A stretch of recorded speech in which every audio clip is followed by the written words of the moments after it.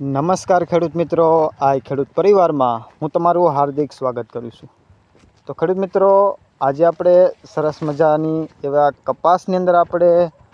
જે વરસાદ આવ્યા પછી જે આપણા મૂળનો વિકાસ અટકી ગયો હોય અથવા તો આપણે જો મૂળનો વિકાસ વધારવા માંગતા હોય, આપણા કપાસની અંદર જો ઝાંખ આવી ગયો હોય તો એને એકદમ ચમકે એવો બનાવવા માંગતા હોય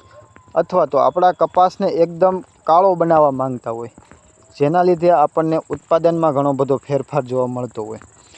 તો આજે આપણે એવી માહિતી લેવાની છે કે કપાસને આપણે ટપક પદ્ધતિ હોય અથવા તો જો આપણે ધોરિયા પદ્ધતિ હોય તો તેની અંદર આપણે શું આપવાથી આપણા કપાસની અંદર એકદમ જે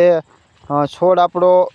મરી ગયો હોય અથવા તો જે આપણો છોડ હોય તેની અંદર ઝાંખ પડી ગયો હોય તો એકદમ તેની અંદર કાળો પડી જશે અથવા તો સરસ મજાનો છોડ થઈ જશે, જેના મૂળનો વિકાસ ન થતો હોય તો આના લીધે તંતુ મૂળનો વિકાસ થશે, જેના લીધે આપણા કપાસની અંદર આપણને સારું એવું ફાલ ફૂલમાં અને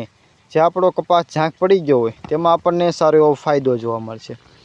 તો ખેડૂત મિત્રો, વાત કરીએ તો કે જે તમે આ ફોસ જોવો છો, ફોસ્ફરિક એસિડ, જે તમે મોબાઈલની સ્ક્રીન ઉપર જોઈ શકો છો, તેને તમારે પ્રતિ જે આપણે 6 વીઘા હોય અથવા તો 7 વીઘા હોય તો પ્રતિ 6 થી 7 વીઘાની અંદર આપણે 4 કિલો જેવું આપણે ફોસ્ફરિક એસિડ લઈ અને ત્યાર પછી આપણે ટપકમાં અથવા તો જો આપણે ધોરિયા પદ્ધતિ હોય તો તેની અંદર આપણે 6 થી 7 વીઘાની અંદર થાય તેવી રીતના તેનું માપ લઈ અને ત્યાર પછી તેને કપાસની અંદર આપણે આપવાથી આપણા કપાસની અંદર જે આગળ આપણે ફાયદા કીધા તેવા આપણા કપાસની અંદર ફાયદા જોવા મળે છે। અને જે ખેડૂત મિત્રોને કપાસની અંદર જે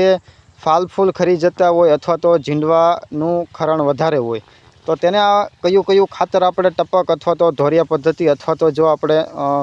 વરસાદ આવ્યા પછી આપણે કયું ખાતર નાખવું તે આપણે આગળ વિડીયો બનાવેલો છે,